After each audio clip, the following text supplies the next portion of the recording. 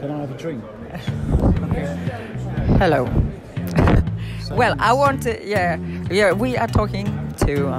Damon Albarn. Yes, exactly. I wanted to ask you, what would you be if you wouldn't be a musician? A farmer. Yeah, what sort of farmer? Arable and a bit of livestock. You know, but it's funny because the guy from, Chris from Coldplay said he would be a butcher 20 years ago.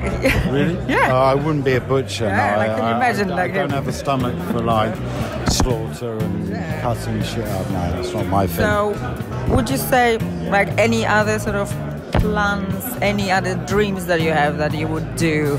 Anything you need to do with your life? My most sort of prescient dream, which actually wakes me up in the middle of the night, is my dream is that we remain in the EU.